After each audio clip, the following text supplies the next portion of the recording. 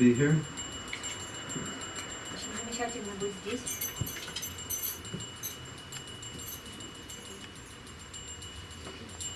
Krishna Krishna Hare Hare Hare Ram Ram Ram Hare Hare Krishna Krishna Krishna Hare Ram Ram Hare Hare.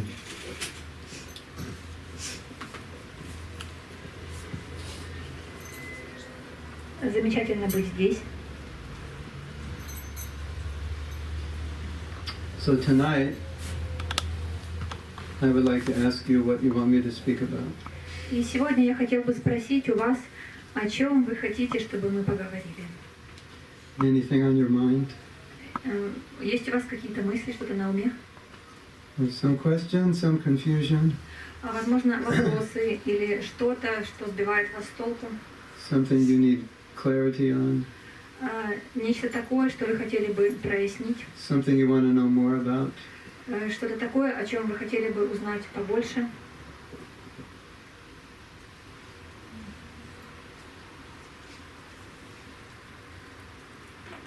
Yes. Как научиться принимать условия, судьбы, которые Господь дает нам? То есть иногда это как горькая таблетка, но в итоге получается благоприятно, да, для нас. Но как это увидеть нас? How can we learn to accept whatever the Lord gives us as our conditions of living? Because sometimes it can be difficult, it can be like a bit bitter pill, but I know that, she says, I know that it's for our benefit, but how can we learn to see these benefits? I can explain my realization. Я могу рассказать о своей реализации, о своем осознании. I went to South Africa in 1981. В 1981 году я отправился в Южную Африку. That was during apartheid. Это происходило во времена апартеида. It was one of the wealthiest countries in the world. Это была одна из богатейших стран мира. And practically every white family had one or two servants, which they paid about $20 a week to work 8 hours a day in their house.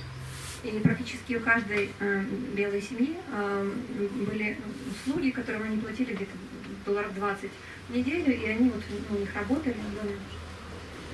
You've heard of Beverly Hills? Вы слышали о Беверли-Хиллз? Yes. Well, I was in Johannesburg. It looked like the whole city looked like Beverly Hills. И вот я был в Йоханнесбурге, и этот город выглядел как, похож на Беверли-Хиллз. You fly in the airplane, and looked like every house had a swimming pool. И вот если лететь на самолете, то можно видеть, что там практически в каждом доме бассейн. The white people were very wealthy. Итак, белые люди были очень богаты. And all the low jobs the black people did. Вот, но всю самую грязную работу делали, черную работу делали черные люди. And all the good jobs that made money, the white people did. Вот хорошую работу, такую престижную, где можно было заработать много денег, ее выполняли белые. And because there was so much money, if you opened a business, the business would do well. И так как было очень много денег, если там открыть бизнес, то бизнес процветал. So before I went there, they told me that no white people are becoming devotees, only Indians. И вот до того, как я туда поехал, мне сказали, что белые люди там не становятся преданными, только индусы приходят в движение. I didn't believe them. Я не поверил им. I said, how could that be? Как это возможно? So many nice places in the world. So many nice. Places in the world, and white people become devotees. Ведь так много есть прекрасных мест в мире, где белые люди становятся преданными. So I went there to conquer the white South Africans and make them devotees. И вот я отправился туда, чтобы победить белых белокожих африканцев и помочь им стать преданными. And I managed to make one or two. И мне удалось одного или двух сделать преданными. But they couldn't stay. Но они не смогли остаться. Because they were all spoiled. Они были избалованными. In those families, no one had to cook, no one had to clean, No one had to wash their car. No one had to do gardening because the servants did everything. И вот у них в семьях никому не приходилось готовить, убирать, мыть машину, то есть делать все вот эти работы, поскольку это все делали слуги. I was just in South Africa 2 years ago. И 2 года назад я был в Южной Африке. And I was with a devotee and we were going shopping. When we got out of the car, I had a thought. И я был с одним преданным, мы отправились за покупками. И вот когда мы вышли из машины, я подумал. Are we going to get robbed between the car and the entrance to the mall? Интересно, не ограбят ли нас где-то между машиной и входом в супермаркет, ну вот, в магазин, торговый центр? You think that's a strange thought? Думаете, это странная мысль? In South Africa, it's not. В Южной Африке отнюдь не странная. Now, he said, if you're a South African, you've been robbed. That was his answer. If you're a South African, you've been robbed. И вот этот преданный ответил, что если ты южноафриканец, то тебя ограбят тогда. Now it's a black government. Там сейчас в правительстве черное.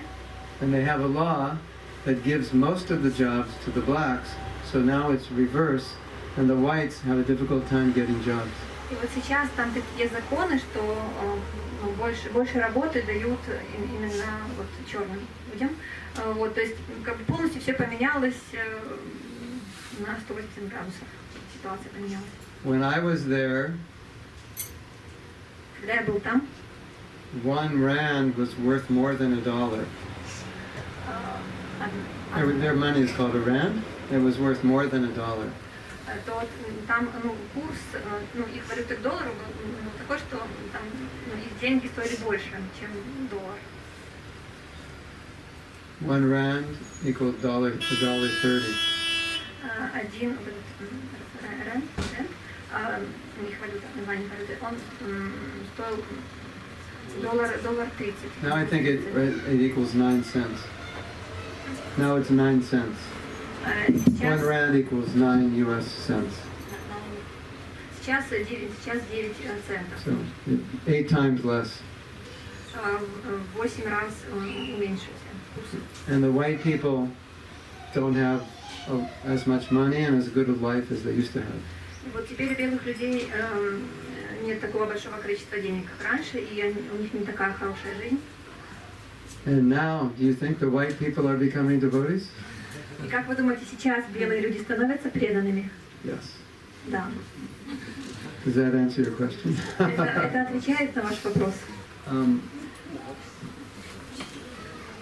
Some of the most Krishna conscious times in our life were when things were the most difficult. Именно в те моменты, когда мы испытываем наибольшие трудности, как раз тогда мы в наибольшей степени в сознании Кришны находимся. Many people in Ukraine and Russia become devotees. В Украине и России многие люди стали преданными. I think next to maybe India, Ukraine and Russia, or maybe next to China, this is where the most people become devotees. И мне кажется, что вот еще Индия, Украина, Россия, Индия, и, возможно, еще Китай, это те страны, где больше всего преданных. Is that true? Это правда? Это так? Yeah. So, if the globe kind of went, the planet just spun around, Если бы земной шар вот так вот перевернулся, and Ukraine became a tropical paradise, и в Украине был бы тропический рай, and all of a sudden oil was just gushing out of the earth, you're as wealthy as the Arabs, и тут у нас бы хлынула нефть в нашей стране, и Украина стала бы богатой, как какие-то арабские страны. I could guarantee you the amount of people becoming devotees would go down, down, down, down. Я могу гарантировать, что количество людей, становящихся преданными, резко снизилось бы. Guaranteed, promise. No question. Могу просто обещать, это даже нет вопросов.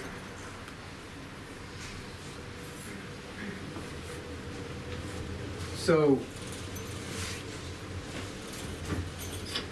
Sometimes we need difficulties to remind us that we're in difficulty. Иногда нам нужны трудности, которые бы напомнили нам, что на самом деле мы в трудном положении. Because we forget we're in difficulty. Потому что мы забываем, что мы в трудном положении. Prabhupada explained that. Прабхупада объяснял это. The demigods, Полубоги, they don't show signs of aging. They don't show that they're getting old. Their body doesn't get old, so you can't see how old somebody is. по ним не видно, вот, когда они стареют, по ним не видно возраста, полубогам. No wrinkles, У них нет морщин, like me. вот как у меня. No gray hairs. Волосы у них не сидеют, They don't look old. и они не выглядят старыми. And thousands of times more enjoyment than on this planet. И там, на их планетах, наслаждений в тысячи раз больше, чем на этой планете. So, when you see an older person, Вот когда вы видите более старшего человека, it reminds you that people get old. это вам напоминает о том, что люди стареют. When you see someone with a cane, it reminds you the body's fragile. Когда вы видите кого-то с палочкой, опирающегося на палочку, то вы понимаете, что это напоминает вам о том, что тело, в общем-то, довольно хрупкая вещь. When you see a poor person, it reminds you that there's suffering in the world, or a sick person.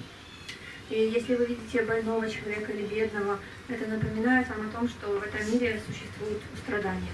But if everyone's a demigod that looks like a Bollywood star, decked out from head to toe in gold and silk, it's hard to think like that. And they all look like they're 25 years old. Но если вокруг одни полубоги, которые одеты в шелка и золото с ног до головы, они не стареют, они выглядят все как один, не старше 25 лет, то тогда трудно помнить об этом. You know what their cups are made out of? Знаете, из чего сделан этот стаканчик? This one's made out of plastic. Это из пластика сделано. Yes. Very nice, right? Plastic. Очень хорошо, пластик. They're made out of diamonds. You know diamonds? Да, он сделан из бриллиантов. And Prabhupada said, the most beautiful woman on this planet, compared to the beauty of the women on the, and I don't want to offend any women, but this is what Prabhupada said, just so you get a comparison. The most beautiful women on this planet, compared to those women, look like frogs. Вот не хочу никого обидеть, просто Прабхупада так говорил, женщины просто не обижайтесь, но Прабхупада говорил, что самые прекраснейшие женщины на этой планете Земля, самые красивые, они по сравнению с женщинами с райских планет, они выглядят просто как лягушки. So the poor men on this planet, when they see a beautiful woman, they become bewildered, and they forget. If they're even devotees, sometimes become bewildered.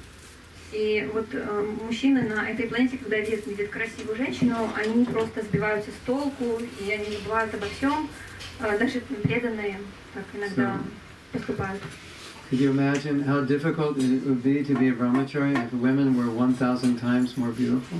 А представьте, как сложно было бы быть брахмачари, если бы женщины были в 1000 раз красивее, чем сейчас. I tell a joke, but it's true. Вот сейчас я пошучу, но на самом деле это правда. You know, the higher planets, the higher planets, everything is opulent. На высших планетах все утопает в роскоши. So you don't have to struggle to get everything. И там не нужно прилагать какие-то излишние усилия, чрезмерные усилия для того, чтобы получить что-то. But on this planet, you have to work hard. Но на этой планете необходимо тяжело трудиться. So people say, why should I want to go back to Godhead? И люди думают, а зачем же мне, в общем-то, хотеть возвращаться обратно к Богу? And the best answer I can give for them Вот лучший ответ, который я могу им дать, is you don't have to work. заключается в том, что там нет необходимости работать. Would you like to go somewhere where you don't have to work forever? Вы хотели бы отправиться туда, где нет необходимости работать вообще никогда? Yes? Everyone will say yes, unless they're drinking too much vodka. Everyone will say yes. В принципе, если человек не выпил слишком много водки, он, как правило, скажет «да». В ответ. The people who drink too much vodka, they're very happy. No, I'm happy. Ну, если человек слишком много выпил, то он скажет «да, я и так счастлив». So if you have a job and you work very hard and you work for 40, 50 years, by that time you don't want to work anymore. И вот если у вас есть работа, и вы очень тяжело трудитесь на протяжении 40-50 лет, то к этому времени вы уже понимаете, что вы уже не хотите больше работать. And if I told you you're going to come back in the next life and have the same job and work another 50 years, you go crazy. И если я вам скажу, что вы вот опять родитесь, опять вернетесь сюда, и опять будете работать еще 50 лет, у вас будет та же самая работа. Если я вам так скажу, то вы просто сойдете с ума. And if I tell you, but I know a way where that won't happen, you'll probably want to know. И если я скажу при этом, что я знаю способ, как сделать так, чтобы этого не произошло, то, возможно, вы заинтересуетесь. If you're some demigod with a swan carrier and mystic cities and beautiful wife, and you're not interested. Но если вы какой-то полубог, и вы летаете на лебеде, у вас прекрасная жена, у вас богатство, роскошь, то вы не заинтересуетесь. There's an amazing story about this. Есть удивительная история на этот счет. The demigods had a problem. У полубогов возникла проблема. So they went to Lord Vishnu and said, "Can you help us with the problem?" И они отправились к Господу Вишну. Помоги нам, пожалуйста. And Lord Vishnu said, "I have a better idea. И Господь Вишну сказал, у меня есть идея получше. I'll just make an arrangement, and you can all go back to Godhead." Я устрою так, что вы все вернетесь домой обратно к Богу. He said, No, we just want to solve this problem. Они сказали, нет, мы просто хотим решить нашу проблему. Why? А почему? Their life is so nice. У них очень хорошая жизнь. Now I have a question for all the Ukrainians. If Krishna said, "Would you like to go back to Godhead?" What would you say? И вот теперь у меня вопрос к украинцам. Если бы Кришна сказал, что вот вы можете вернуться домой обратно к Богу, что бы вы ответили? Better you stay in Ukraine and suffer than go to the higher planets and enjoy. Вот поэтому лучше оставаться на Украине и страдать, чем отправиться на высшие планеты и там наслаждаться. I'm from America, and now in America, there's so much sense enjoyment. Вот я из Америки, и сейчас в Америке очень много чувственных наслаждений. You can convince someone in the head to be a devotee, but the desire to enjoy is so strong, it's very difficult for them. Можно убедить кого-то на уровне ума, стать преданным, но желание чувственных наслаждений слишком сильное у людей. I think in your country, if you convince somebody, most people will do it.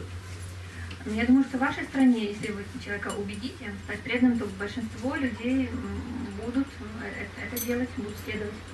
Otherwise, why would you make so many devotees? А иначе как так получилось, что у вас так много преданных?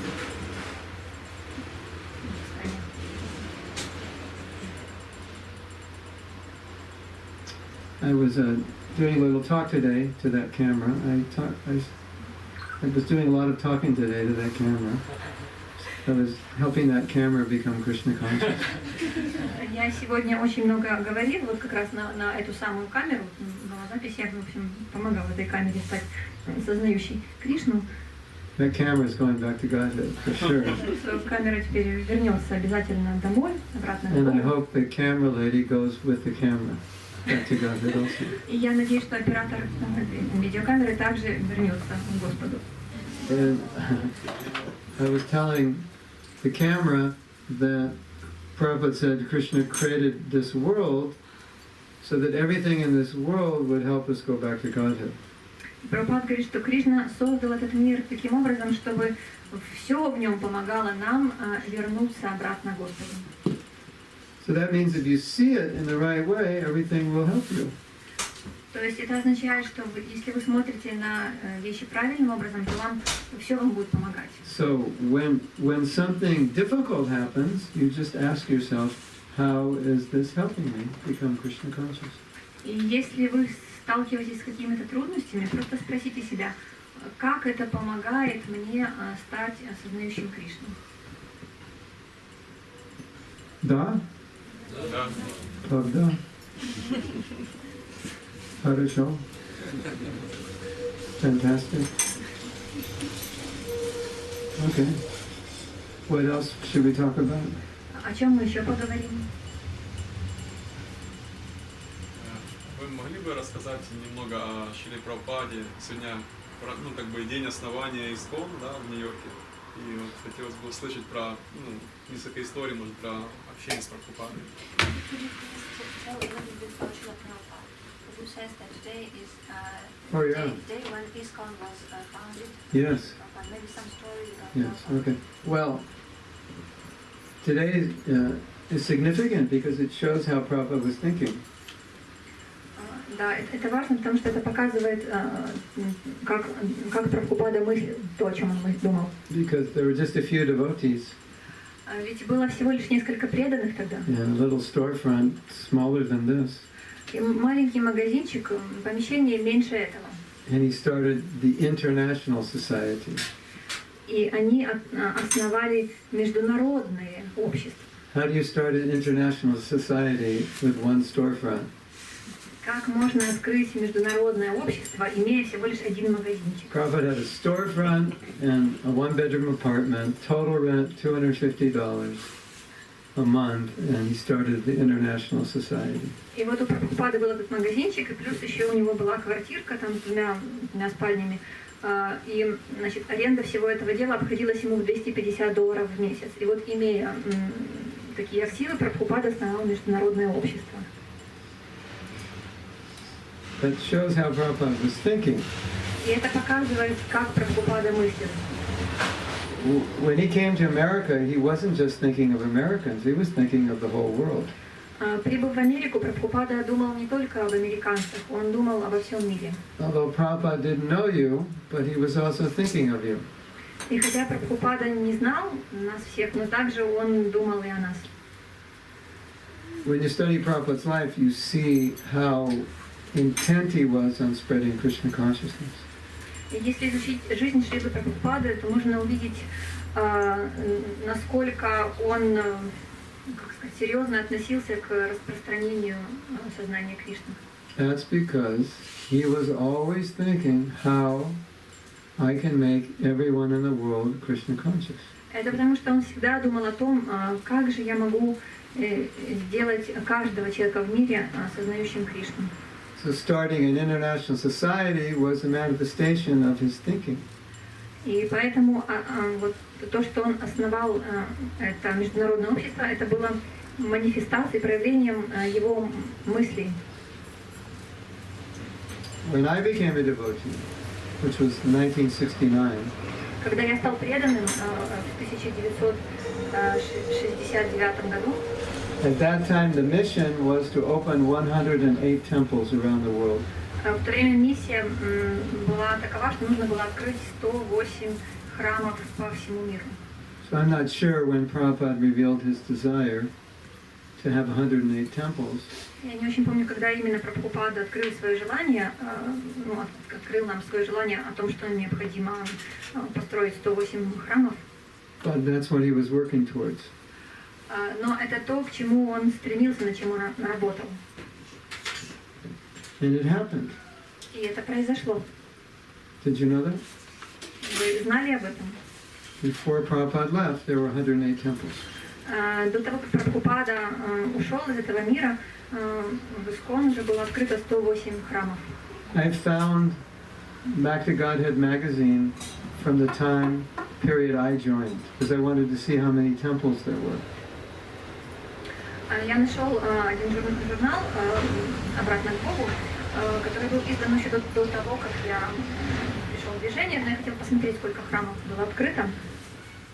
And there were 17 temples in the world. На тот момент было 70 храмов по всему миру.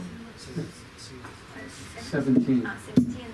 17. And I was from California, and of the 17 temples, 6 were in California. Вот я из Калифорнии, и из этих 17 храмов 6 было в Калифорнии. And at the most, there were 20 devotees in each temple. И там в каждом храме было максимум по 20 преданных. 20 times 17, 340 devotees. Где-то 340 преданных.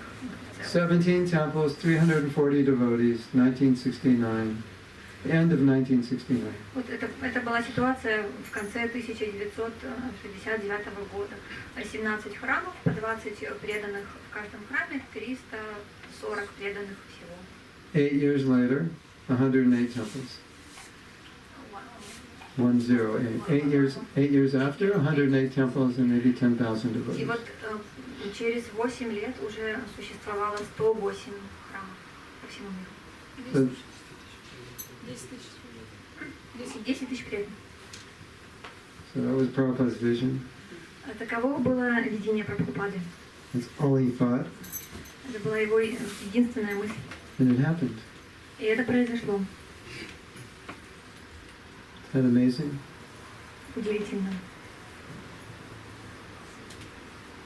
And there wasn't anything that would stop Prabhupada. И ничто не могло остановить Прабхупаду. He never lost his enthusiasm. Он никогда не утрачивал своего энтузиазма. Even when he should have lost it, he didn't lose it. И даже когда, казалось бы, ему следует потерять энтузиазм, но этого не происходило.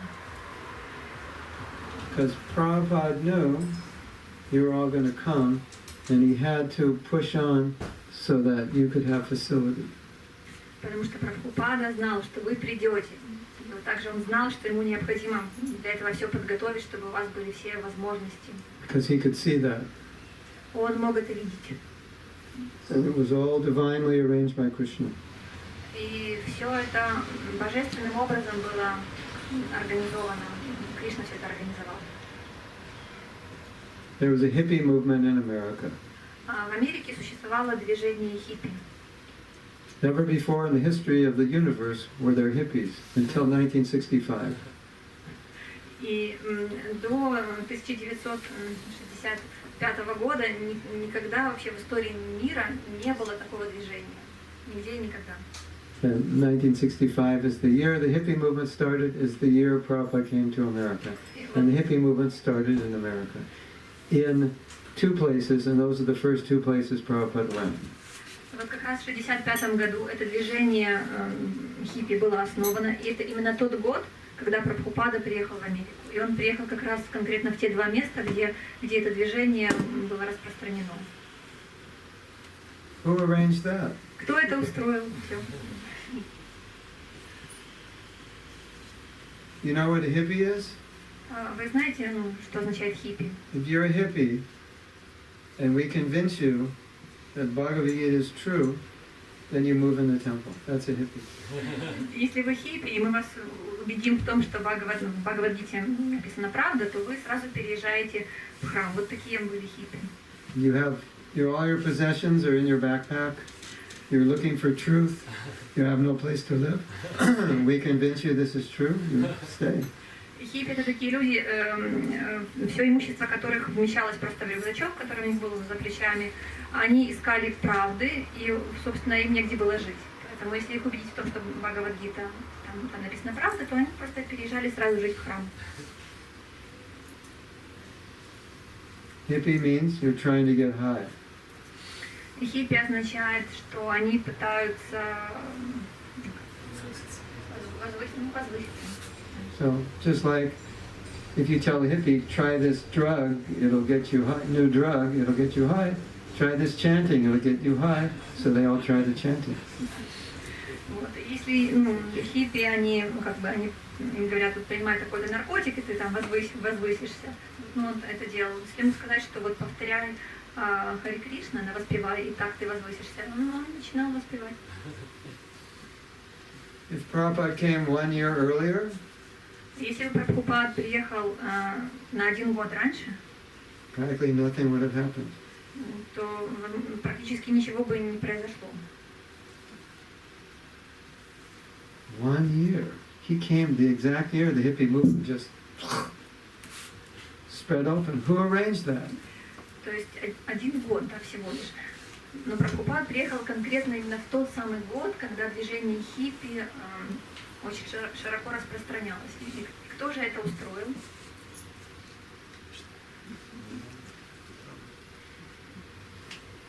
Because Prabhupada had that desire so strong to spread Krishna consciousness, Krishna created hippies for him. Поскольку у Прабхупады было такое сильное желание распространить сознание Кришны, то Кришна устроил эту ситуацию для него. Because Prabhupada had such a strong desire to spread Krishna consciousness, Shama Sundar met George Harrison. И поскольку у Прабхупады было очень сильное желание распространить сознание Кришны, Шьяма Сундара встретил Джорджа Харрисона. Which was basically impossible. Но это было практически невозможно. John Lennon of the Beatles once in an interview said, "I'm more famous." He said, "We're more famous than Jesus Christ." Джон Леннон однажды сказал в интервью, что мы более знамениты, чем Иисус Христос. So at that time, they were not only the most famous band, they were the most famous people in the world. И в то время они были не только самой знаменитой, известной музыкальной группой, но также и самыми знаменитыми людьми во всем мире. So who arranged that? И кто же это все устроил? So many people became devotees because they heard the Hare Krishna mantra that he recorded and they heard his music. Очень многие люди стали преданными, поскольку они услышали Хари Кришна мантру именно в исполнении этой группы, как в записи, как они поют Хари Кришна. And you see, one by one, Krishna sent different devotees who did different amazing services to help Prabhupada's vision become a reality. И вот Кришна постепенно посылал Прабхупаде все новых и новых и новых преданных, которые выполняли удивительное служение, каждый из которых постепенно приближал Прабхупаду к реализации его мечты. So you know the story when Prabhupada came to Moscow. И вы знаете историю о том, как Прабхупада приехал в Москву. And, you know, the government wouldn't let him do anything other than what they approved. Правительство не позволяло ему никак выходить за рамки того, что So позволено. there was no chance to preach to anybody. И поэтому у него не было возможности проповедовать кому бы то ни было. There was no program, there was no Sankirtan. They were just allowed to come under the surveillance of the government and to speak to a professor. But other than that, nothing. Получается, что там не было никакого ни санкиртана, никаких программ. Единственное, ему только просто позволили приехать в страну и пообщаться с профессором, собственно, все, что произошло. What's the population of Moscow? И каково население Москвы? 10 million? More? Maybe not 10 million. 10. 10 Maybe million. 20 Okay. now. What? Maybe 20 now. Maybe. Oh, in those days, 10. Но в те дни 10, да? What's the chance of meeting someone by accident who's interested in Krishna consciousness in the city of 10 million and you're there for a few days? И каковы шансы, что можно встретить человека в 10 миллионном населения в городе, который будет заинтересован в сознании Кришны, если ты находишься там всего лишь несколько дней? Каковы шансы?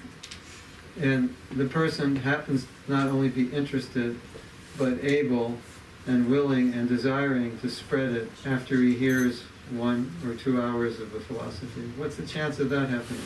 И вот человек не просто такой нашелся, встретился, но также он был настолько заинтересовался, настолько у него было желание, что он не просто заинтересовался этим знанием, но также он захотел его и распространить дальше, после того, как он всего лишь час или 2 часа слушал проповедь о философии. Каковы вообще шансы, что такое могло произойти? We have a funny saying in America when something's impossible. В Америке у нас, когда что-то такое невероятное происходит, у нас есть такая поговорка. You say the possibility of that happening is like finding a snowball in hell. И мы говорим, что возможность, что это произойдет, это приблизительно такая же, как в аду найти там, снежный ком. Да, снежный. Because hell is supposed to be hot, right? Потому что там, там, по идее, жарко в аду. Снежный ком там никак нельзя найти. So Prabhupada had the vision, and then Krishna made it happen. И так у Прабхупады было видение, и Кришна устроил так, что это произошло. Now, what was interesting is that at a certain point, Prabhupada could see that it was happening, but in the beginning he wasn't sure.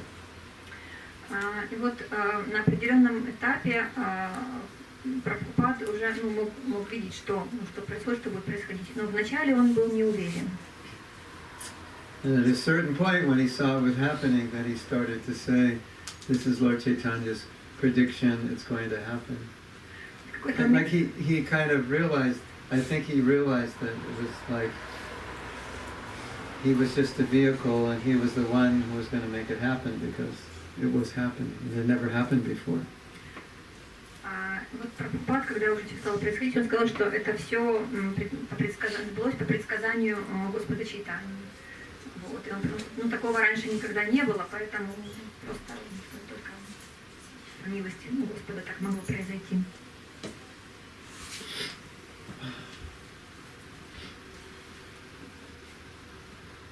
Yes.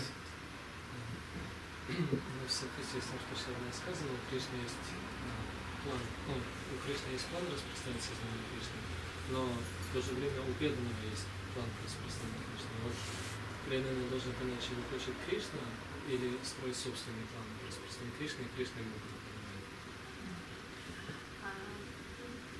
He has a question that Krishna has certain plans, right? And also a devotee has certain plans how to spread Krishna consciousness. So the question is whether what is the right thing for a devotee to do? Whether a devotee should try to understand what Krishna's plan is and do that, or maybe a devotee should somehow have his own plan and try to fulfill it and ask Krishna to choose the right way. Did everybody hear the question? Вопрос все слышали? Can you repeat it? Повторить. Вопрос такой, что если вот у Кришны есть свой план, да, и у преданного также есть определенный план по распространению сознания Кришны, то как преданному более правильно поступить? Нужно ли преданному пытаться понять, каков план Кришны и, соответственно, выполнить его, либо преданному нужно просто иметь определенный свой план и тогда уже просить Кришну помочь его реализовать? Sometimes when devotees are making plans, they would say, this is a good plan, or this plan will be successful. Prabhupada would say, we'll see. We have our plans, Krishna has his plans. Иногда, когда у преданных были свои какие-то планы, вот, и они озвучивали их, Прабхупада говорил, что, ну, посмотрим. Да, у нас есть свои планы, у Кришны есть свои. You have to use your intelligence to do what you think is the best thing. Необходимо использовать разум для того, чтобы делать то, что, ну, в вашем понимании является наилучшим. And then you will be able to gradually tell if this is Krishna's desire. И затем, со временем, постепенно вы сможете, ну, сказать, сможете определить желание Кришны в этом или нет. Sometimes we try to do something, it's very difficult. And sometimes we try to do something else and all facilities come. Например, иногда мы что-то пытаемся делать, и очень сложно. А другой раз мы делаем, начинаем делать, и все возможности приходят, открываются сразу. Sometimes I'm doing something, if I'm not 100% sure Krishna wants it, then I look for signs. Например, если я что-то делаю, и я не вполне уверен, что Кришна этого хочет, то я ищу какие-то знаки. 3 times I was supposed to go to Russia, and 3 times it didn't happen. So I started thinking, I'm not supposed to go to Russia. Because we were all, it was all being arranged, and then at the last minute, something happened, and I couldn't go. So it was like Krishna was saying, not yet, or whatever, but it was kind of obvious. So I gave up. The 4th time it didn't happen, I gave up. Вот, например, That's why I'm here, because I was supposed to go to Russia. Например, предполагалось, что я должен ехать в Россию.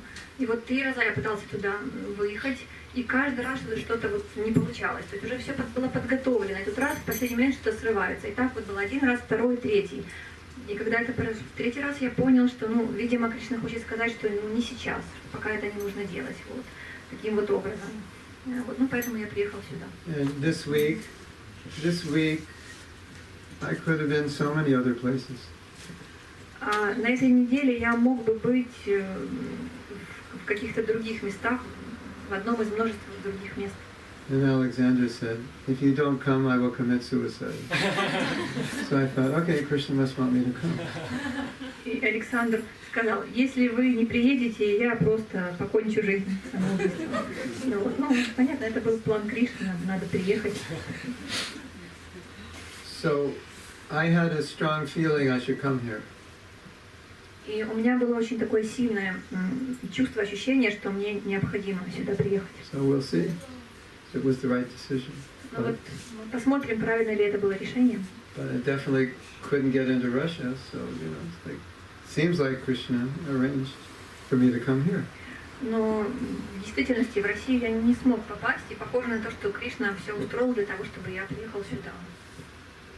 And sometimes it's like that. It's just things line up in a particular way. Иногда вот так и происходит, что просто ситуация выстраивается определенным образом. So sometimes I try to be open to see which way Krishna is pushing. И вот иногда я стараюсь просто быть открытым к этому миру, чтобы и наблюдать, в каком направлении Кришна меня подталкивает. Like in my life, I get a lot of invitations. Например, меня очень часто приглашают куда-то. But a lot of times it doesn't work out. Но при этом очень часто что-то не получается. And other places are more ready and more organized. So I think, well, that must be Krishna's arrangement. He wants me to go there, rather than fight to go to some other place. They can't afford to fly me there. They're too busy. In this other town, please come. We'll give you this, we'll give you that, whatever you need. Please come. 10 servants, new harmonium. We'll buy you a BMW. Please come. I go, okay. I could use a BMW. Yeah, okay. So sometimes it's like that. Например, вот куда-то приглашают, а потом, оказывается, что они там что-то у них не организовано, они там не могут, допустим, себе позволить оплатить мой перелет или еще что-то такое. А тут же приглашают в другое место, где говорят, что там прекрасная организация, все есть, все готово. Там чуть ли не BMW вам купим, то есть там 10 слуг у вас будет, то есть все, что нужно, все организовано. Я вижу, что люди организованы, значит, видимо, план Кришны, что нужно ехать туда, где все уже организовано, где люди готовы все делать. Да, если люди предлагают мне BMW, я смогу его занять служением. And sometimes to try to do something, you have to compromise your sadhana, and that's also a sign that if I'm going to accomplish this, I'm not going to be able to read and chant as much. I'll be working all day. I'll be neglecting my health. So that's kind of an indication that's not what you should be doing. Или, например, иногда идут такие знаки, что если я буду делать определенную деятельность, то придется идти на компромисс со своей садханой. То есть я не смогу должным образом воспевать или я не смогу заботиться о своем здоровье должным образом. Это также знак. Should I go or you try?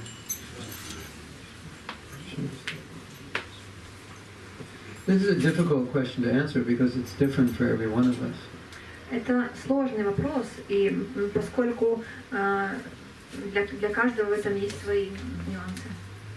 But I would say as a general answer, we all have abilities, and it's best if we can employ those abilities in Krishna's service. Но общий ответ таков, что у каждого из нас есть какие-то свои способности, и нам просто необходимо эти способности занять в служении Кришне.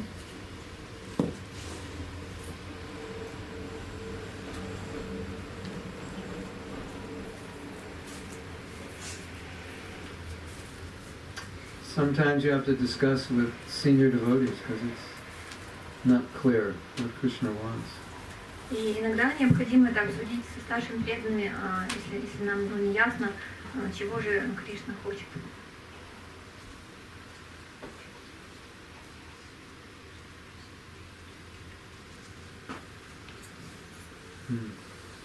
I try to look for signs. Я, например, стараюсь искать знаки. And some detachment is required. И также требуется определенное отречение. Because if you're not detached, you won't allow the signs to come. Or the signs will come, but you won't admit it. Потому что если вы слишком привязаны, то вы просто не позволите знакам проявиться, или они даже придут, но вы их не воспримете. Someone else have that? Что делать, если сильно привязан, и эти знаки даже не прилетают, иногда они не готовы исполнять? What to do if one is too much attached, Oh. you know, to the different, and maybe the signs are coming, but still. Что делать, если слишком сильно привязан, и знаки хотя и приходят, но как бы их не удается понять. I once heard these devotees, they started a rock and roll band. Rock and roll. Вот однажды преданные основали рок-н-ролл группу, рок-группу. Krishna! So every minute they'd say Krishna to make it bona fide, to convince themselves this is what Krishna wants them to do, but they just want to play rock and roll. Получается так, что они как бы просто хотели играть рок-н-ролл, но они, для того, чтобы как бы это было якобы сознание Кришны, то они периодически повторяли там слова мантры. То есть на самом деле люди просто были привязаны к рок-н-роллу, как бы, и как будто бы это Кришна этого хочет. So, usually when you do that, after a while it doesn't feel right. It feels like something's wrong, isn't it? Если вы так поступаете, то через какое-то время вы начинаете ощущать, что что-то идет не так. You realize this is just pure sense gratification, and I'm trying to fit a little Krishna in there just to like make it appear like this is service. И вы понимаете, что это чистой воды чувственное наслаждение. Вы просто так или иначе пытаетесь как-то за Кришну добавить, чтобы как-то это выглядело, как будто бы это служение. So usually if you do that, after a while you won't be satisfied. Если вы так поступаете, то через какое-то время вы увидите, что вы не удовлетворены. Or it'll just feel different than, doing service at the temple.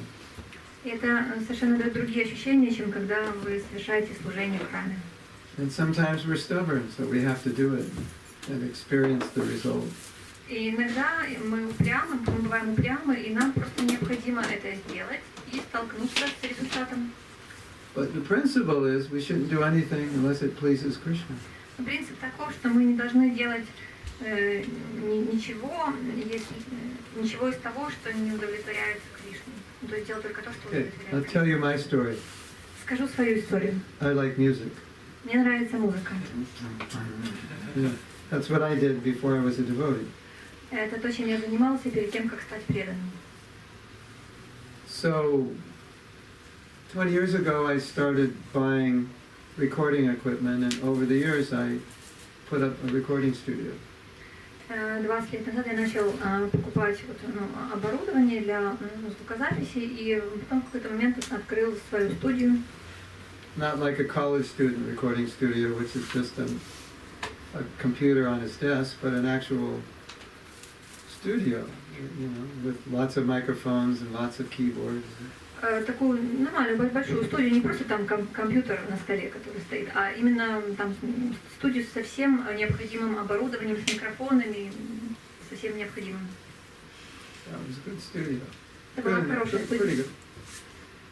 And it was all set up, and when it was finally set up, I looked at it and I said to myself, I could spend about 18 hours a day in this studio, 365 days a year. И я на это все посмотрела и сказала, что я могу в этой студии проводить просто по 18 часов в день, 365 дней в году. And I could do the same thing. Krishna! Я могу делать вот то же самое. So I made a vow to myself И поэтому я дал обет самому себе. to only use the studio for seva. использовать эту студию только для севы служения. not for nothing but seva. То есть не использовать ни в каких других целях, кроме севы. Because I knew if I didn't make that vow, I would just waste days and weeks and months just making music because I like to make music. И я знаю, что если бы я тогда не дала этот обет самому себе, я бы просто днями напролет там просто играл бы музыку, потому что это то, что мне нравилось делать. And I'm sure all of you have something you really like to do, so you could probably relate to this. И я уверен, что у каждого из вас, у каждого есть что-то такое, что вам очень нравится делать. И вы наверняка можете провести параллель в своей жизни. Maybe you're an artist and you've done all kinds of abstract paintings and you become a devotee and you like to do abstract paintings. You have to control yourself.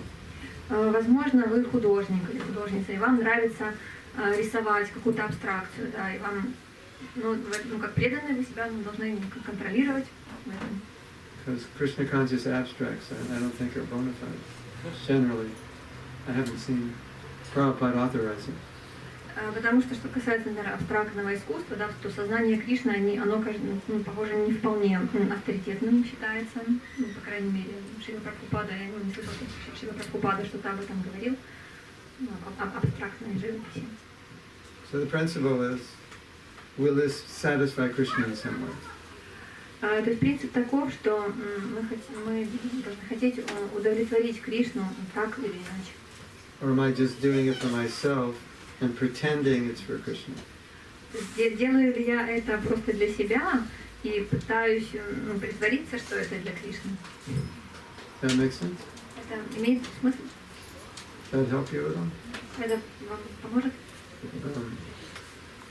Because ultimately, if it doesn't please Krishna, it's not going to please us. В конечном итоге, если мы не удовлетворим Кришну, то такая деятельность не удовлетворит нас самих. You know, you're gonna go. You're in Maya. You're in Maya. И вы будете вот так вот играть, и слова, и текст будет вы в мае, вы в мае. But you should really be singing, I'm in Maya. Да, на самом деле надо так и нужно петь. Я в мае. Я в мае. Yes? Да? Yes. Как определить мотив? То есть, если мы чувствуем, например, у нас есть служение, да, если оно не по природе или по природе важно, но мы чувствуем раздражение, или преданные нас уже все мы видеть не можем. Как вот этот мотив определить, оно правильно выбрано служение или нет? То есть, я так понимаю, что если мы счастливы, значит и Кришна счастлив. Но тут тоже, может быть, нам нравится вот это материальное. То есть вопрос в том, как определить, правильно ли выбрано служение, и также насчет мотива. How can I understand that I have chosen my service in the right way? And also the question about motives, because she says that sometimes maybe, can I think that if I like this service, then probably Krishna also likes it, but again, maybe not always like this. Very good question. Очень хороший вопрос. You have 3 hours? I'll give you the answer. Если есть 3 часа, то я могу дать ответ. I do a workshop on it. We just did in Vrindavan in April, a workshop on this. Как раз вот в апреле во Вриндаване мы проводили семинар на эту тему. One thought is you have some ability. Во-первых, у вас есть определенные способности. So think of ability like money. Think of ability like it's money. Например, допустим, вот деньги. So you have a lot of money and you're not using it. Например, у вас есть деньги, и вы их не используете. It's either sitting in the bank or you're using it for something Например, other than Krishna. они в банке хранятся, или вы их используете на что-то не связанное с Кришной.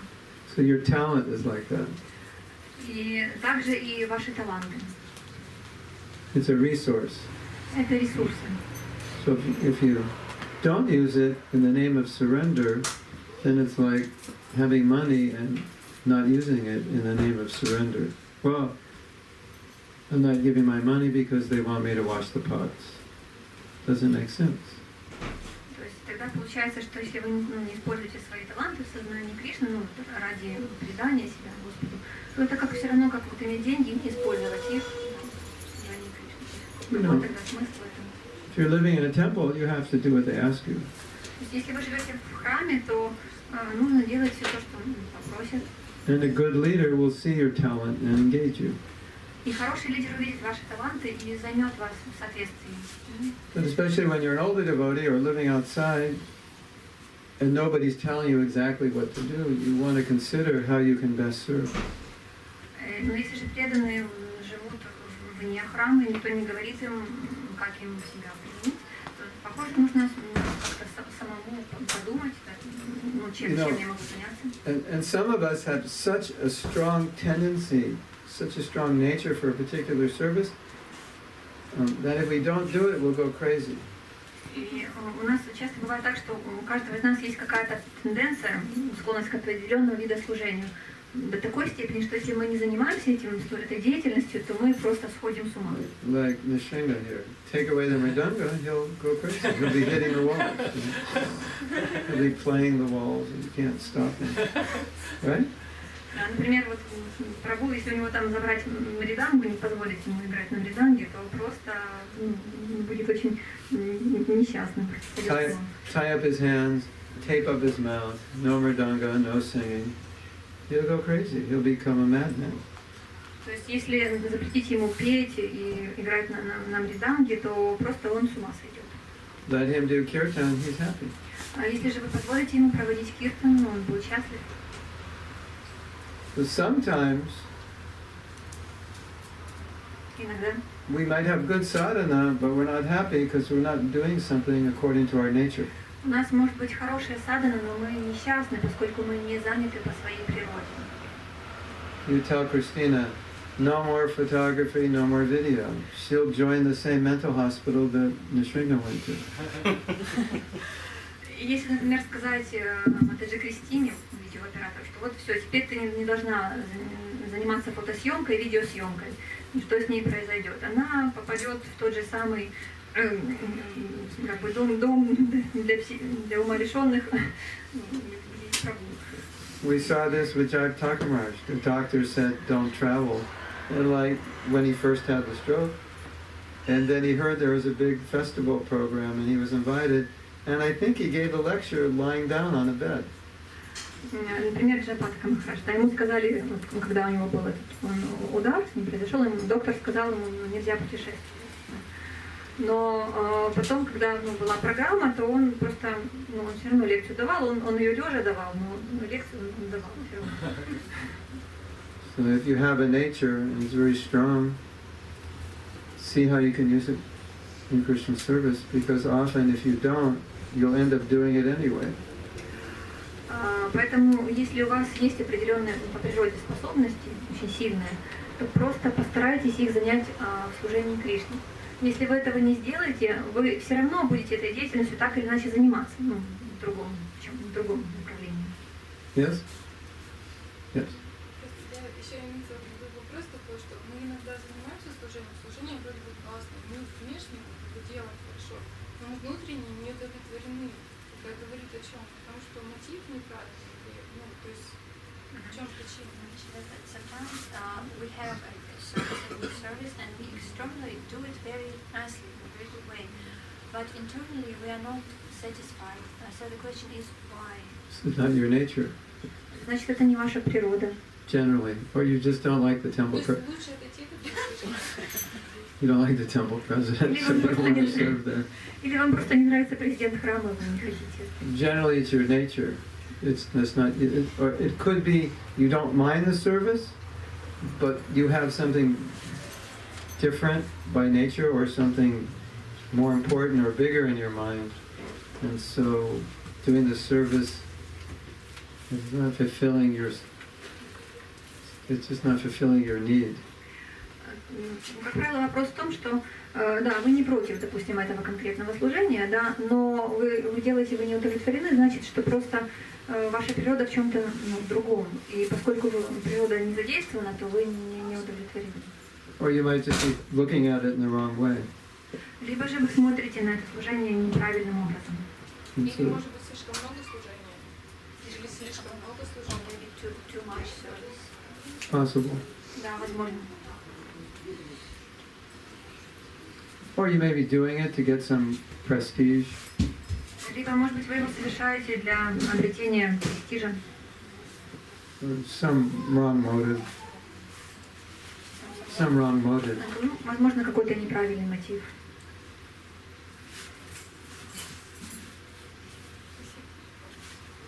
Or you might be in the wrong ashram. And so any service you do, you're not satisfied because your ashram is, your life ashram-wise is like this, it's not stable. Или же еще может быть проблема в том, что вы находитесь, человек находится не в том ашраме, которому ему необходимо, и тогда, поскольку нет вот этой стабильности, да, есть какое-то шаткое положение, то тогда в этом случае никакое служение человеку не будет подходить, если нет стабильного ашрама. I don't know if you have this here, but in America, when I was a brahmachari, we used to have brahmacharis that would just go temple to temple to temple. They couldn't get situated anywhere. Я не знаю, как у вас, но в наше время, да, когда вот преданные были брахмачариями, то они просто путешествовали просто из одного храма в другой, в третий, то есть как бы никакой стабильности не было, постоянно вот в разъездах. So the problem wasn't service, the problem was they needed a wife. And they didn't know that. Но проблема была не в служении, не в том, что они не могут найти там себя. Проблема была в том, что им была необходима жена. Нужно было просто жениться. And when they got married, then they settled down. И когда эти брахмачари женились, то они где-то обосновывались на одном месте. So it wasn't the service, it was the ashram. То есть проблема была не в служении, So а в ашраме. if someone is not in the right ashram and doesn't have the right service, usually they're very unsteady and unhappy. И если человек находится не в том ашраме, в котором ему необходимо сейчас быть, и если он не занят в служении по природе, то тогда, ну, как правило, такой человек нестабилен и несчастен. Yes, you agree? Вы согласны? Yes.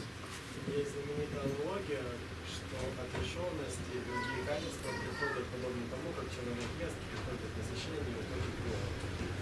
И суть в том, этой аналогии, что это происходит, когда ум принял прибежище у Господа. Можно вот именно вот это поподробнее? Что значит ум принял прибежище у Господа? There is a saying that detachment and all other good qualities come to a person, and a person can feel it just as when person eats, and he can feel that he's no longer hungry. And it's also said that all these qualities come when person takes shelter with His mind. his mind takes shelter with Krishna. So could you please explain in more detail what it means that mind takes shelter with Krishna? It means your desire, all your desires are to please Krishna and not for sense gratification. Это означает, что все ваши желания направлены на то, как удовлетворить Кришну, а не на то, как получить чувственное наслаждение. Because Prabhupada said, if all you're thinking about is sense gratification, you're basically an animal, because that's all they think about. Потому что Прабхупада говорил, что если вы думаете только о наслаждении своих чувств, то фактически это мышление присущее животным.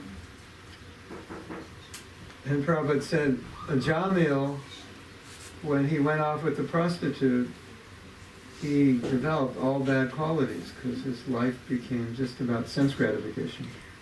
Также говорится, что Аджамила, когда он начал жить с проституткой, он обрел все дурные негативные качества, поскольку вся его жизнь была посвящена только чувственным наслаждениям. So devotee means they just want to please Krishna. Но преданный по определению это тот, кто хочет удовлетворить, порадовать Кришну. Non-devotee means they just want to please their senses. А непреданный это тот, кто хочет просто удовлетворить свои чувства. So what is your mind taking shelter of? Sense gratification or Krishna? Так, в чем же ваш ум примет прибежище? В наслаждении чувств или в Кришне?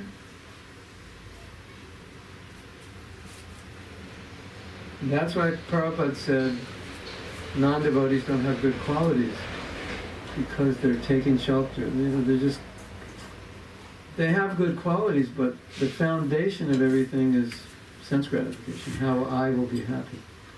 Поэтому Прабхупада говорит, что у непреданных нету хороших качеств, потому что вот они стремятся только к чувственным наслаждениям. То есть у них есть, в принципе, хорошее качество, есть, но фундамент, основа неверная, основа наслаждения чувств. В этом проблема. You're a nice person, you're kind, Хороший человек, добрый, you're humble, смиренный. and then you see a beautiful girl, and you're thinking, how can I enjoy that girl? So you're like a dog, but just a nice dog. И затем вы видите красивую девушку и думаете о том, вот как наслаждаться. И как бы получается, что мышление как у собаки, только просто может более рафинированное животное. So that nice dog would be a nice devotee, because he's got good qualities. But those good qualities are all being wasted because he's ultimately just concerned about material enjoyment. То есть, вот, да, были даже, несмотря на то, что были хорошие качества, но они все как бы пропадают впустую, поскольку основой все равно является вот, наслаждение чувств. But there's another side to your question that you didn't ask, so I'll ask it. Но в вашем вопросе есть еще и другая сторона, Or another point. еще один момент. When we become a devotee, we don't have all good qualities. Когда мы становимся преданными, у нас нету всех хороших качеств. And sometimes some of the bad qualities are getting in the way of us becoming Krishna conscious. И иногда какие-то плохие качества мешают нам, стоят на пути и мешают нам стать преданными. And sometimes you just can't chant the bad qualities away, you actually have to work on them. И иногда нельзя просто взять и вот просто взять и убрать плохие качества. Иногда над ними необходимо поработать. Just like, let's say you sprain your ankle, and you're a book distributor, and now you can't go on Sankirtan. Вот, допустим, вы распространяете книги, и вы не смогли пойти на Санкиртану, потому что там у вас там растяжение. So you don't go like this. Hare Krishna, Hare Krishna, Krishna Krishna. Have to get your sprained ankle fixed. You don't chant to your ankle to fix it. И вы, если вот вас, допустим, там в ногу повредили, вы же не будете вот своей ноге повторять Харе Кришна для того, чтобы она зажила. You go to a doctor. Вы отправитесь к врачу. So sometimes we have problems То есть иногда у нас бывают проблемы, that we bring to the movement from our past, которые мы приносим в движение из прошлого. that are preventing us from doing our service well. Эти проблемы мешают нам хорошо совершать наше служение. Like the sprained ankle, we need to fix them. Например, если мы растянули ногу, нужно ее вылечить. So someone might say, but if I chant, it'll go away. But sometimes you can't chant well enough for it to go away until you fix the problem. И некоторые говорят, что я просто буду повторять Харе Кришна, и оно само все заживет. Но проблема в том, что бывают случаи, когда мы не можем достаточно хорошо повторять, то есть пока оно болит, мы не можем повторять настолько хорошо, чтобы оно прошло. Все равно лечиться нужно как-то. But it gets worse. Here's the worst part. Вот. И хуже всего то, что может ситуация ухудшаться еще. Sometimes we're actually avoiding the problem. We don't want to face it. Иногда мы просто избегаем проблемы, мы не хотим как бы, видеть ее лицом к лицу. So we say, I'm just going to take shelter of the holy name because the holy name will solve all my problems. И мы говорим, я просто приму прибежище у Святого Имени, потому что Святое Имя решает все проблемы. And sometimes we're saying that to avoid dealing with the problem. И иногда мы говорим это для того, чтобы избежать настоящей работы над этой проблемой. I have a story about this. Есть история об этом. You want to hear a story about this? Хотите услышать? It was about a devotee who was smoking cigarettes. Был один преданный, он курил сигареты. And he'd been devotee a long time. Он был преданным долгое время. And it would go up and down. Smoking, not smoking, smoking, not smoking, smoking, not smoking. И вот у него постоянно были эти скачки. Он то курил, то не курил, то курил, то не курил. And I think even drinking sometimes. И, похоже, даже выпивал иногда.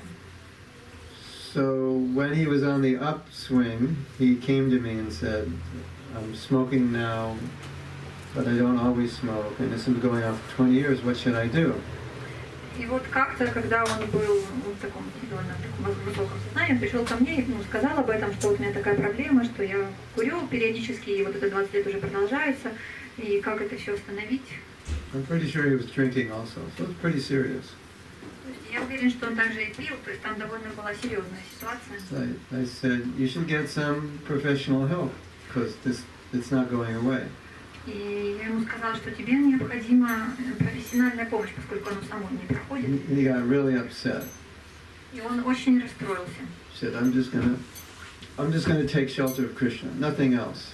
И он сказал, я приму прибежище у Кришны и никак иначе. But your so-called shelter of Krishna isn't working.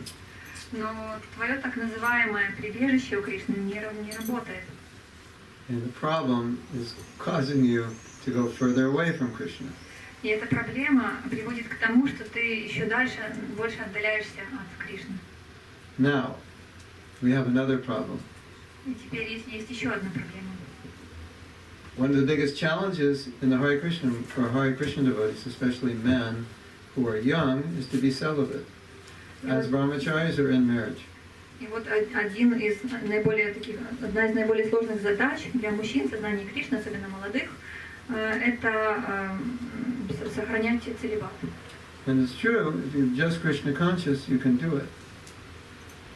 If you're Krishna conscious, you can be celibate. Если вы в сознании Кришны, вы можете это поддерживать, удержать целибат. But I get letters from devotees who say, I get up at 2 o'clock, I chant 60 rounds, I go on book distribution every day, I've been a devotee for 15 years, I live in the brahmacharya ashram, and I'm still having trouble with this. Но мне преданные пишут письма, примерно такого содержания, что я встаю в 2 часа утра, я вычитываю мантру, я там все делаю, хожу распространять книги. В общем, я брамачарья уже на протяжении 15 лет, и тем не менее у меня до сих пор проблемы с этим.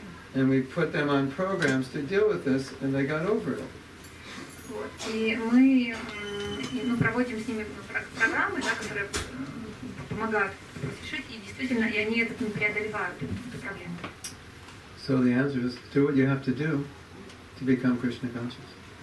То есть ответ в том, что делайте то, что вы должны делать для того, чтобы стать сознающим Кришну. Does that make sense? Это имеет какой-то смысл? Question?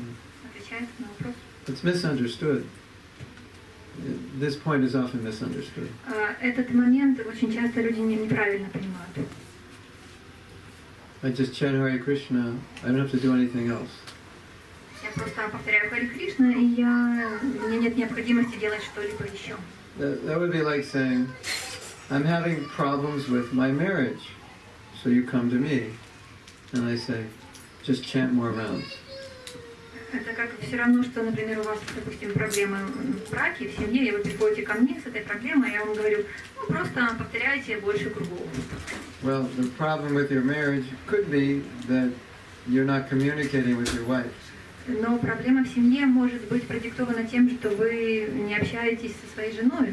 Now you chant more rounds, you're communicating even less because you have less time. И теперь, когда вы будете повторять еще больше кругов, чем до этого, вы будете с ней еще меньше общаться. And you're becoming more detached, you have less of a desire to talk about. Вы станете еще более отреченным, и у вас не будет желания, еще уменьшится желание разговаривать с ней. So, in ISKCON we do workshops on marriage, devotees have written books on marriage, because we realize sometimes the more you chant, the worse your marriage gets. В ISKCON мы проводим семинары по семейной жизни, пишем книги на эту тему, потому что в какой-то момент стало понятно, что иногда, чем больше ты повторяешь, тем хуже могут идти дела в этом направлении. It's supposed to get better. Что, по идее, должно быть лучше, но But предполагается. the man chants so much, he wants to take sannyas now. He's so detached. Но мужчина повторяет так много кругов, и теперь он настолько отвлечен, что хочет принять саньясу. So Будучи семейным человеком. he just wants to read Bhagavatam, and his wife wants to talk. He says, I don't want to talk. Just read Bhagavatam with me, otherwise I don't want to talk. Вот, и мужчина просто хочет читать Бхагаватам, а жена говорит, я хочу пообщаться, поговорить, а он ей отвечает, ну вот давай вот вместе читать Бхагаватам, а просто так я разговаривать не буду. So being Krishna conscious is actually making his marriage worse. Вот, Believe it or not. и поэтому хотите верьте, хотите нет, но в таких случаях бывает, что когда человек вот, находится в сознании Кришны, то семейная жизнь у него может даже ухудшиться. So someone has to tell him, no, you have to do A, B, C, and D to have a good relationship. He does that, and the problem's solved. Но потом мы такому человеку говорим, что для того, чтобы улучшилась ситуация в семье, тебе нужно делать там первое, второе, третье. Там. Человек начинает делать вот эти, какие-то простые вещи, и ситуация улучшается. Does that make sense? Это имеет смысл? It's backed by evidence, because we have a lot of divorce. And the people getting divorced are chanting Hare Krishna. То есть у нас достаточно много разводов, и люди повторяют Харе Кришна, и тем не менее разводятся. You know, like sometimes the wife will come to the husband, say I have a problem, he'll say, just chant Hare Krishna. I Например, want to talk to you, no, just chant Hare Krishna. например, жена подходит к мужу и говорит, у меня есть проблема, а он говорит, просто повторяй Харе Кришна. Она, я хочу с тобой поговорить, нет, просто повторяй Харе Кришна.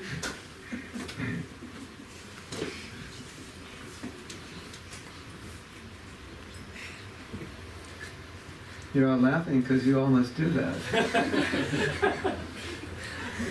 Вы смеетесь, потому что вы, наверное, тоже так делаете.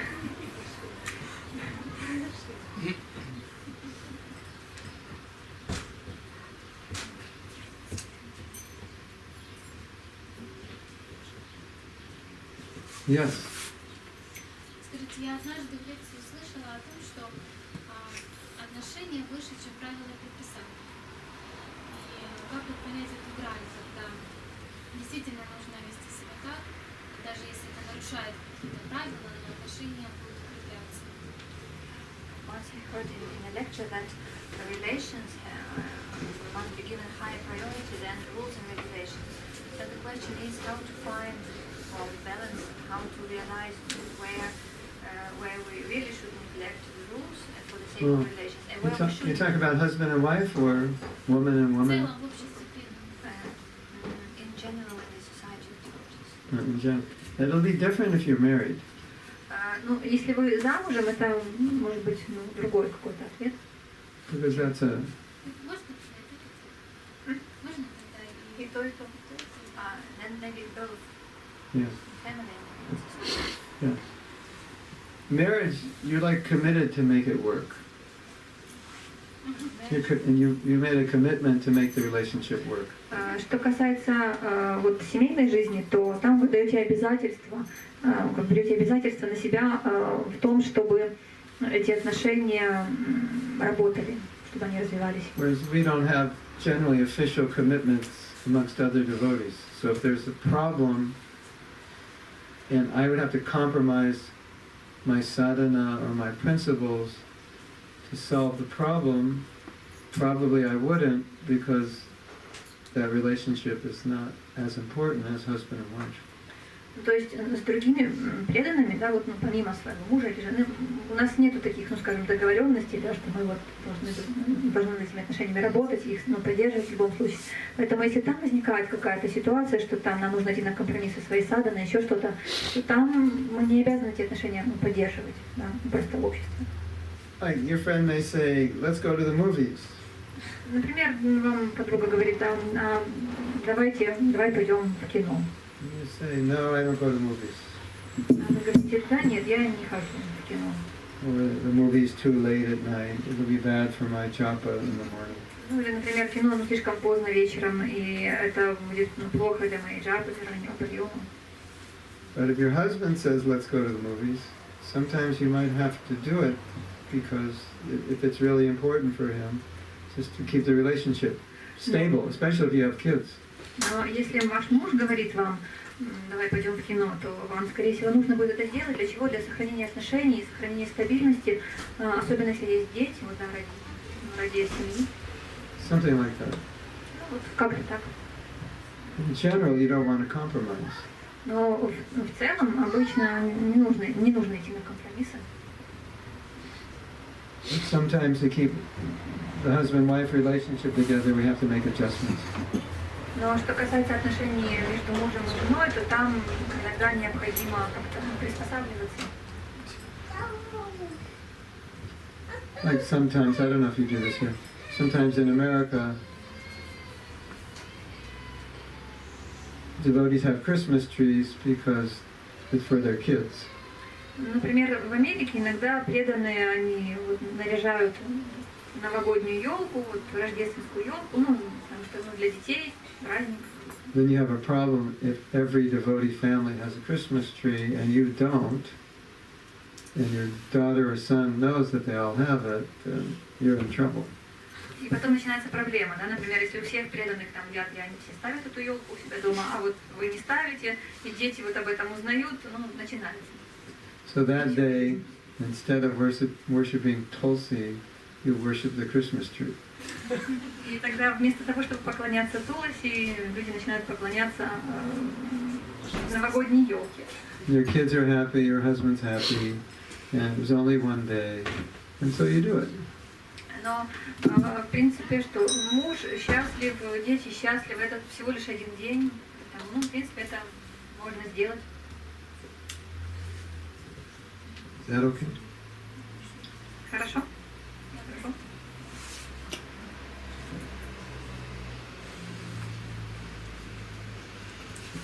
Yes.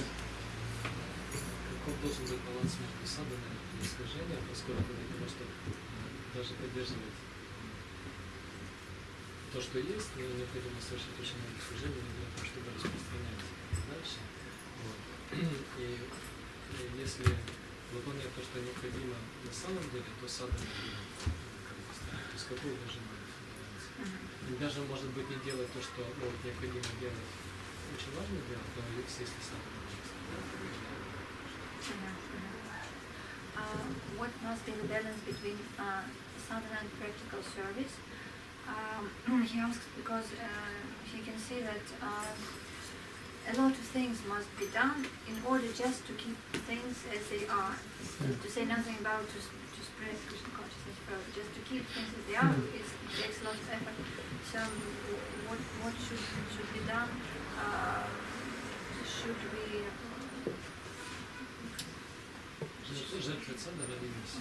Should we sacrifice sadhana for the sake of mission?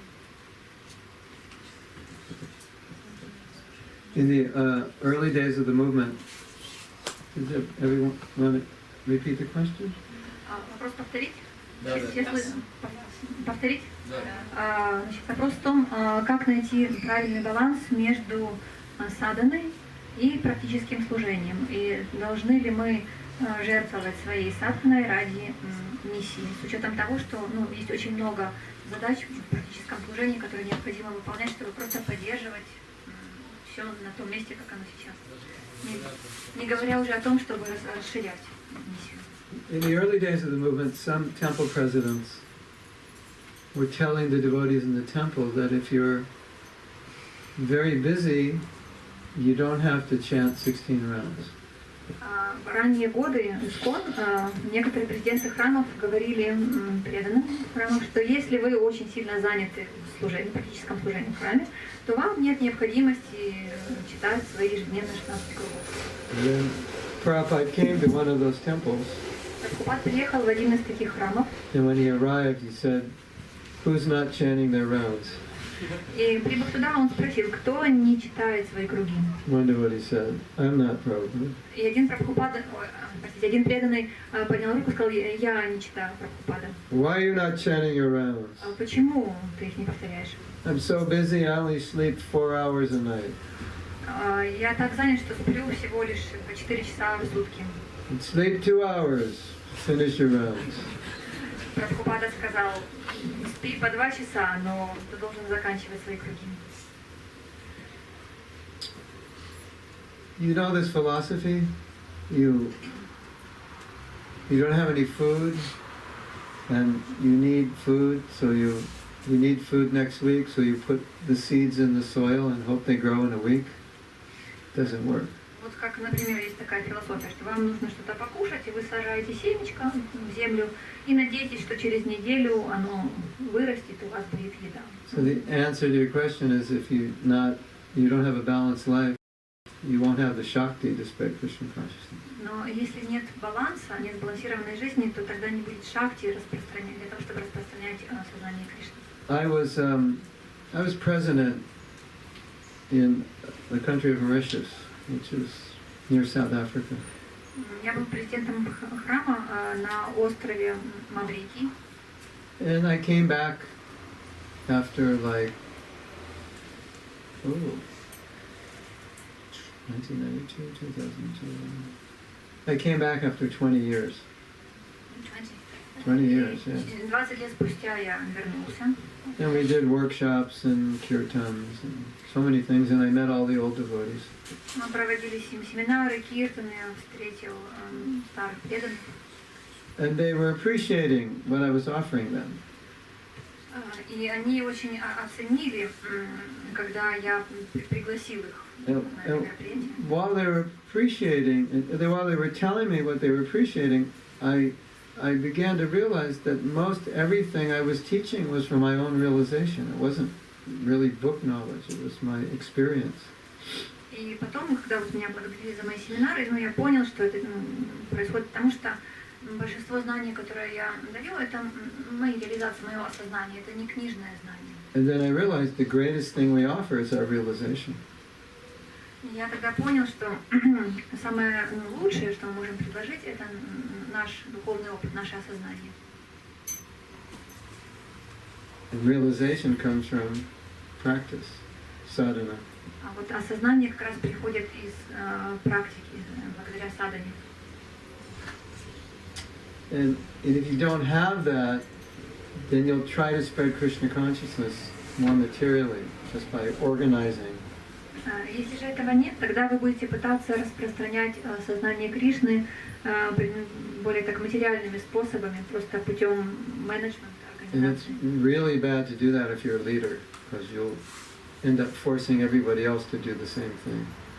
И если вы лидер, то это очень нехорошо так поступать, поскольку вы заставите всех остальных поступать так же. So instead of inspiring them, it'll be more like, you have to do this, you have to do that. Поэтому вместо того, чтобы вдохновлять людей, вы просто будете говорить им, ты должен, там, ты обязан сделать то-то, то-то. Because you're not inspired. How will you inspire them?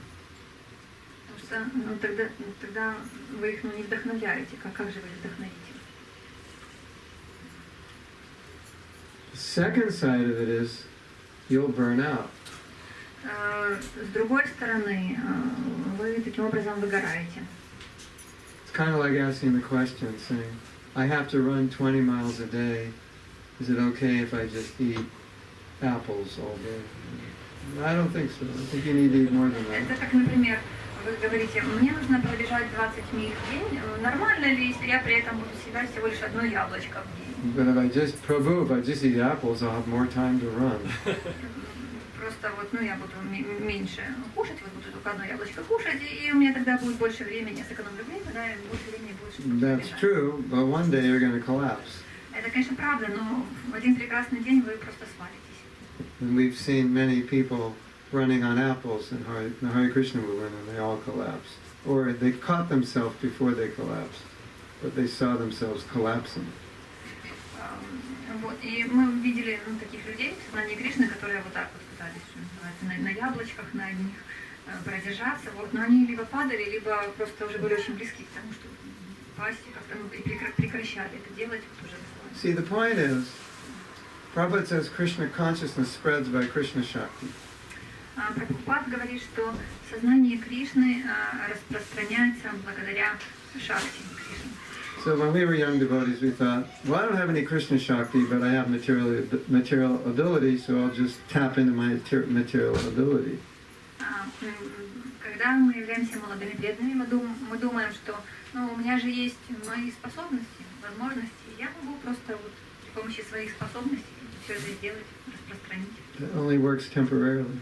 Это работает временно. And also, the Krishna Shakti is what touches people's hearts and changes them. Но Кришна Шакти — это именно то, что затрагивает сердца людей и меняет их. Want to hear something funny? Want to hear something funny? Да, что-то смешное? There are men in our movement that make many, many women devotees. Есть вот мужчины в нашем движении, которые, благодаря которым очень много женщин пришло в сознание Кришны. They get girlfriends, they preach to them, and then they send them to the temple, get another girlfriend, preach to her, send her to Он, получается, как заводил девушку, проповедовал ей, It's true. отправлял ее потом в храм, потом новую заводил девушку, проповедовал ей, отправлял ее в храм. Ну и это да, это правдивая история. Because when they see she's interested, they don't want to do the wrong thing, so they say, you just become a devotee. Вот, он просто, когда видел, что она заинтересована, он говорил ей, что все, давай, становись преданной. But they can't make them devotees because they don't follow. Но как бы, такие люди, которые сами не следуют, да, то они не могут других людей сделать преданными. They can just preach, you should become a devotee, but after that they can't train them because they don't set the example. Они могут сказать, стань преданным, но потом они не могут как бы, показать пример, правильный пример следования. Did you know that? Вы знали об этом? Don't get any ideas. Don't get any ideas to do that yourself. Не пытайтесь так делать сами.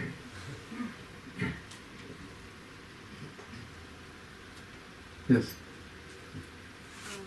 Там часто говорится о том, что Священное Писание не для шудр, вающих и женщин, и говорится, что в Кали-югу мы все шудры, да еще и мы и хуже гречки. И у меня вопрос такой, какая польза нам от чтения книг Шрилы Прабхупады, почему Шрила Прабхупада очень настаивала на то, чтобы мы их читали, и чем они спасут нас, если мы недоразвитые преданные, например, нет понимания вещей, там. In Srimad Bhagavatam, we read that the scriptures are not meant for Shudras or women, and it said that in Kali Yuga everyone is Shudra or Nechka or lower than Shudra. So the question is, why should we read Prabhupada's books, Srimad Bhagavatam and other books, if we are all Shudras? How can we... Shudra is pretty high in Kali Yuga.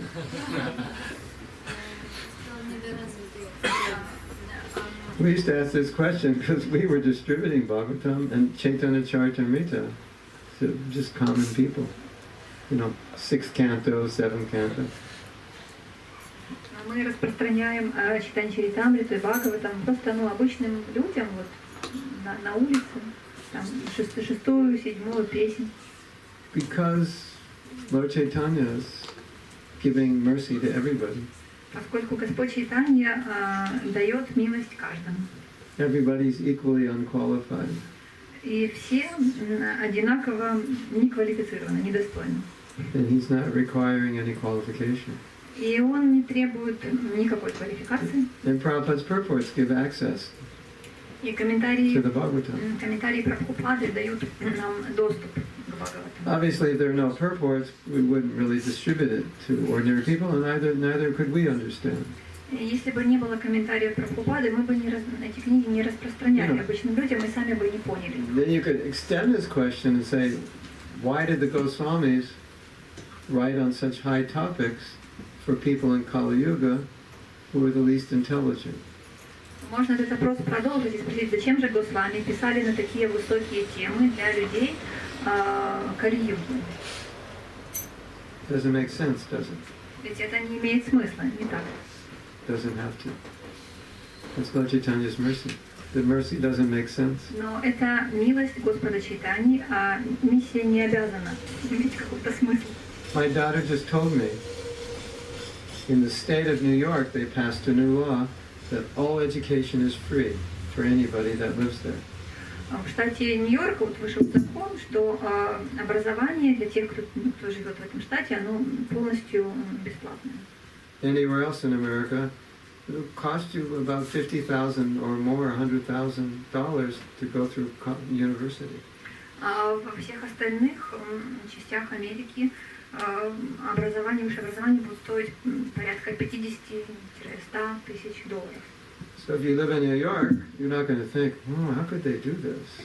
Doesn't make sense. I don't have any qualification to go to university. No, you just go. И вот живя в Нью-Йорке, вы же не начинаете думать, что вот, ну как бы, имеет это смысл, у меня нет никакой там квалификации, учиться, нет, ну просто идете и учитесь. Ну, там, So Prabhupada's saying, here's the Mahamantra, here's the Bhagavatam, Chaitanya Charitamrita, nectar of devotion, nectar of instruction. Just take it and read it and see what happens. И Прабхупад говорит, вот вам Махамантра, вот вам Чайтанья Чаритамрита, нектар наставлений, нектар преданности, да, все остальные книги. Просто берите и читайте. And by His mercy, gradually you'll understand. И благодаря Его милости, со временем, по Его милости, со временем вы поймете. When the Nectar of Devotion first came out, it was in 1970, new young movement. В 1970 году впервые вышла книга «Нектар преданности». And after you get into like the second third or the second half, you can't understand anything. You can't understand till you get. No, after the second. First half you can understand. Second 2/3 or second half, you understand very little. И как бы первую часть еще понять можно, да, этой книги, а вот вторую часть уже там уже трудно понять, что там, о чем там речь. So we asked, and Prabhupada told us, read this every day. А Прабхупада говорил нам, читайте эту книгу каждый день. He said, we can't understand the last part of the book. He said, just read it over and over. You'll understand someday. И мы сказали, Прабхупада, мы не можем понять вторую часть этой книги. Он сказал, читайте, все равно продолжайте читать, постоянно читайте, и со временем вы поймете. There's a nice story. И ведь одна хорошая история. This man was very sick and he couldn't eat anything. Один мужчина очень сильно болел, и он не мог ничего кушать, принимать пищу. The doctor said, give him ghee. И врач сказал, дайте ему ги. We would think ghee is hard to digest. Ги, оно очень трудно переваривается. And the doctor said, it may be hard to digest, but it's so rich in nutrients that if just a little drop of the ghee gets digested, he'll be healthy. И врач сказал, что ги, оно настолько как бы могущественное, это настолько, ну, это же такая жирная пища, что даже если хотя бы одна маленькая капелька попадет внутрь человека, и оно и там переварится внутри, то человек сможет выздороветь, пойдет на поправку. So the Bhagavatam is so potent that just a little drop gets through, you'll become Krishna conscious. А Бхагаватам настолько могущественен, что даже если одна капля это попадет, вы поймете, то... It'll increase your ability, your digestion, and you'll be able to digest more of the Bhagavatam. И таким образом, ну, это поможет в том смысле, что как бы это улучшит вашу, скажем, пищевоспособность переваривать, да, эти книги, и вы сможете дальше изучать, и дальше сможете больше понимать. Man, women, black, white, whatever, we're all useless, pretty much. Мужчины, женщины, черные, белые, все это довольно-таки бесполезно. And we're just getting mercy, so take advantage. Просто нам дается эта милость, и нужно воспользоваться. Is that okay? Yes. Также есть задача сказать, что тех, у кого есть гармонические качества, хоть какие-то из них, то у них больше способны это понять. Как когда тем, кто у кого их нет. It's also said that people who have some brahminical qualities, they have better chance of understanding Okay. scriptures. But what should people do who have no brahminical qualities? Devotees or non-devotees? Преданные вы имеете в виду или не преданные? Написано, что они просто имеют гармонические качества, я понимаю. То есть склад ума. She said she read that it's just the frame of mind, the set of mind, that they have brahminical qualities. Well, it's a lifestyle. We should live a brahminical lifestyle. Это стиль жизни. Мы должны просто жить браманической жизнью. Rise early, be clean. Ранний подъем, чистота.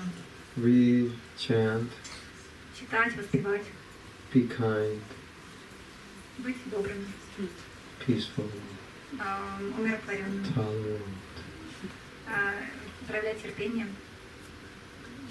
For everybody else, they can do some service, take prasadam, chant, whatever.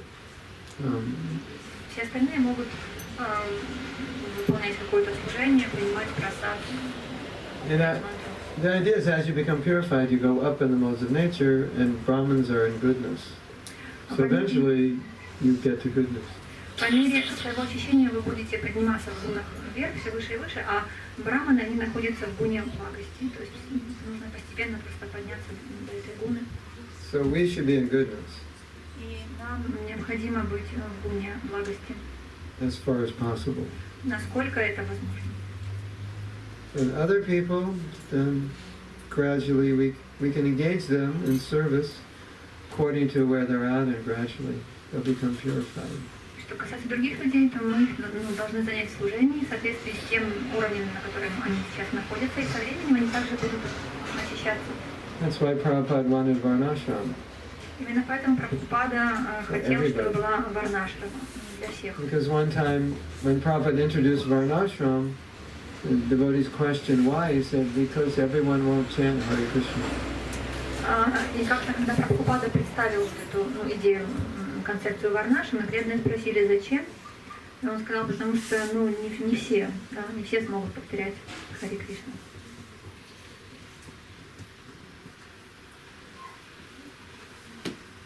Time. We have to stop. Нам нужно остановиться здесь. Or have a riot. Or have a revolution to continue. No, I don't mind going longer. I just don't want to. I'm fine. But if we're supposed to stop. You're worried about me or them? About all of them. Oh, okay. We're supposed to have prasadam or what? Go to sleep or what? What's the next program? What's the next We program? will know. What? We will Prasadam? know now. Alexander will know now. Okay. We're going to find out if the next program is prasadam or going to sleep. Сейчас надо выяснить, какая сейчас будет программа, просад или уже пора ложиться спать. Anyone else have a question? Еще какие-то вопросы у кого-то есть? Yes. Вот изучение, чтение книг, медитация, вот написание предыдущих ачарьев, они помогают нам вот развить вкус, есть какие-то, может, полезные камни, вот, изучение предыдущих ачарьев? То есть помогает ли изучение священных писаний и работа предыдущих ачарьев развить вкус? Предыдущих ачарьев, именно вот не Прабхупада, а предыдущих ачарьев. The question is about the works, the scriptures written by previous acharyas, not Prabhupada, but acharyas, whether they, in what way are they helpful, whether they're helpful for us to develop our taste, consciousness. One thing, as you may know, Prabhupada used the commentaries of previous acharyas to write his books. Как вы знаете, Прабхупада использовал комментарии предшествующих ачарьев для написания своих книг. And then Prabhupada said in the Bhagavatam we should read Brihat Bhagavatamrita, and then that was translated by devotees, by the BBT, so we have that book. Также Прабхупада в своих книгах говорил, что мы должны читать Брихат Бхагаватамриту. Она была переведена преданными в BBT. Есть перевод, можно читать ее. And sometimes in the VIHE or MIHE they have classes on Jiva Goswami's Sandarbhas. И также иногда даются лекции по сандарбхам, на основе сандарбх Дживы Госвами. And I've taught some classes on Bhaktivinoda Thakur's Jaiva Dharma. Я также давал лекции по Джайва Дхарме Бхактивинода Такура. But generally, we should know Prabhupada's books really well. Но в целом мы должны очень хорошо знать книги Шрилы Прабхупады. Because everything we understand through past acharyas, we have to see it in light of what Prabhupada's teaching. То, что мы написали предшествующие ачарьи, мы это должны понять, нам нужно это понять в свете того, как это описывает Прабхупада. Sometimes they might say something that seems different. И иногда они могут говорить что-то такое, что нам кажется другим, не похожим. And we won't know. If we don't know Prabhupada's books Если well. мы не знаем хорошо, недостаточно хорошо знаем книги Шрилы Прабхупады, да, то мы можем в предыдущих ачарьях вычитать что-то непонятное. And there's some books we're not supposed to read because they're too high. И некоторые книги мы не должны читать, поскольку там это слишком еще высоко. You can find all the books you're not supposed to read in Lowy Bazaar. На Лой Базаре можно найти очень-очень много книг, которых мы не должны читать. That's the problem. В этом проблема. You know, it also depends on the translator who's commenting on it. Также зависит от перевода, кто переводил, кто комментировал. How good a translator he is. Насколько хороший был переводчик. I think a lot of devotees who are scholars read them. You know, devotees who are scholars and teachers or advisors to GBC on Shastra, they'll especially read those books. Но эти книги часто читают преданные, которые являются учеными, то есть которые у них научные. Sometimes also very advanced devotees who are wanting to learn more about their own rasa, may read those books. И также эти книги читают очень такие продвинутые, возвышенные преданные, которые хотят уже готовы понять свою расу, они читают эти вещи. It's nice to get them from devotees, or nice to study them with devotees when you're ready. Когда вы готовы, то эти книги хорошо читать вместе с преданными и изучать их вместе с преданными. You know, you read all Prabhupada's books a few times before you do that. Но перед тем, как вы это будете делать, необходимо несколько раз прочитать все книги Шрилы Прабхупады. Or you don't have to read it. It's not, you know, mandated. You won't. It's not like you won't be Krishna conscious if you don't read it. Но, в принципе, нет необходимости, это не так, что вы обязаны читать книги предшествующих ачарьев. То есть, это не, если вы их не будете читать, то это не помешает вам стать преданным. It also depends why you're reading it. А также еще вопрос в том, много зависит от того, почему, для чего вы читаете их. Sometimes people like to read a lot. It's like intellectual sense gratification. They're not reading it to advance. It just stimulates their intellect. Иногда мы читаем книги просто в духе такого интеллектуального наслаждения чувств. Не для того, чтобы в духовной жизни развиваться, а просто чтобы, так наслаждаться в уме, скажем так. And then worse than that, sometimes devotees read it just to show that they know more than everybody. И хуже того, преданные иногда читают много книг для того, чтобы просто показать, что я знаю больше других информации. Let's say nobody here speaks English. Nobody can read English except you, so you're reading all these books and everybody thinks you're like amazing because they don't know what you know and you become very proud. Допустим, предположим, что никто не знает английского, а вы знаете, да, и вы читаете книги на английском, никто их больше прочитать не может, и вы гордитесь, что вы знаете нечто такое, чего не знают другие люди вокруг вас. Такой мотив может быть еще. Okay, it's time for apricot prasadam. А сейчас время раздачи абрикосов.